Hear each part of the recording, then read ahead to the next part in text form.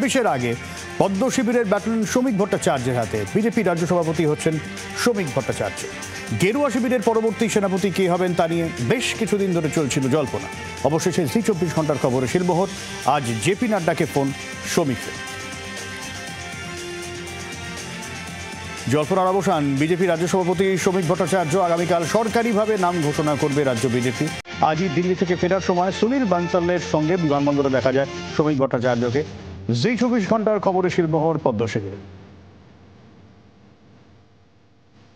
মহেশতলায় সুকান্তকে বাধা পদক্ষেপ লোকসভা স্পিকারের। রাজ্য সরকারের কাছে ১৫ দিনের মধ্যে রিপোর্ট তলব লোকসভার সচিবালয়। স্বাধিকার ভঙ্গের অভিযোগে লোকসভা স্পিকার ওম বিড়লাকে চিঠি দেন কেন্দ্রীয় শিক্ষা প্রতিমন্ত্রী। স্বরাষ্ট্রমন্ত্রীকে রিপোর্ট দেওয়ার নির্দেশ। প্রবীণ নেতাকে মারধরে অভিযুক্ত বেবি কোলে এখনো অধরা। পুলিশ সূত্রে খবর, খড়গপুর টাউন থানা থেকে শুরু করে কোথাও তাকে আটকে রাখা হয়নি, জিজ্ঞাসাবাদ করা হয়েছে।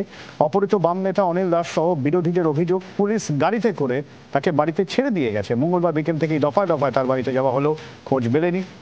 দৃষ্টান্তমূলক শাস্তির দাবিতে এফআইআর করা হয়েছে তৃণমূল জেলা সভাপতি। বুধবার খড়গপুরে তৃণমূল নেত্রীর হাতে আক্রান্ত হন প্রবীণ বাম নেতা অনিল দাস। তার বাড়িতে দেখা করতে গেলেন বিজেপি নেতা দিলীপ ঘোষ। শাসক দলের বিরুদ্ধে আরও একবার ক্ষোভ উগরে দিলেন তিনি। মেদিনীপুরের প্রাক্তন সাংসদ বলেন, তৃণমূল নেতারা থানায় গিয়ে কি এফআইআর হবে তা লিখে দিচ্ছে। একটা ঘটনা হলে পুলিশ এফআইআর নেয় না। তার অভিযোগ, আগে থেকে পুলিশের সঙ্গে নেতারা সেটিং করে পরিকল্পিতভাবে এই ঘটনা ঘটিয়েছে।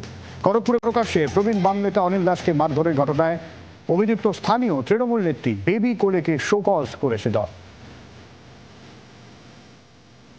পাঁশকুড়া চিপসকাণ্ডে চাঞ্চল্যকর মোড়। থানা থেকে মামলা তুলে নেওয়ার জন্য চাপ। মৃত ছাত্রের মাকে হুমকি দেওয়ার অভিযোগ।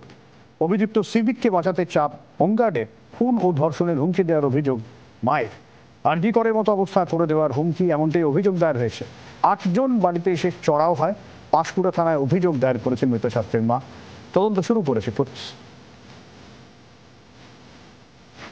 রোগী মৃত্যু ঘিরে উত্তেজনা কলকাতার বেসরকারি হাসপাতালে। চিকিৎসার গাফিলতিতে মৃত্যু অভিযোগ মৃতের পরিবারের। মৃতের নাম এজাহার আহমেদ। মঙ্গলবার রাতে ওই ঘটনাকে কেন্দ্র করে উত্তেজনা ভবানীপুরে এক বেসরকারি হাসপাতাল চত্বরে। মৃতের পরিবারের অভিযোগ, গত মাসে মস্তিষ্কের সমস্যা নিয়ে তিনি ভর্তি হয়েছিলেন ওই হাসপাতালে। মঙ্গলবার সন্ধ্যায় হাসপাতালের তরফে জানানো হয়, শারীরিক অবস্থার অবনতির জেরে রাতেই মৃত্যু হয় তার।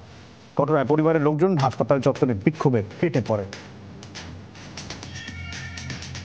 হাওড়া পুরসভার ভেতরে গাছ চাপা পড়ে মৃত্যু দুজনের। বুধবার সকালে মুখ্য পুর প্রশাসকের দপ্তরের সামনে আচমকা একটি গাছ উপড়ে পড়ে যায়। ঘটনাস্থলে মৃত্যু হয় উমেশ মাহাতো এবং নূর মোহাম্মদ নামে 2 অস্থায়ী কর্মী। পুলিশ দেহ উদ্ধার করেছে। সূত্রে খবর, গাছটি অনেক দিন ধরেই হেলে ছিল। বিপর্যয় মোকাবিলা দপ্তরের কর্মীরা গাছটি সারানোর কাজ সকালে শুরু করে দিয়েছিল। বাংলার আওয়াজ, বাঙালির আবেগ, জি 24 ঘন্টা।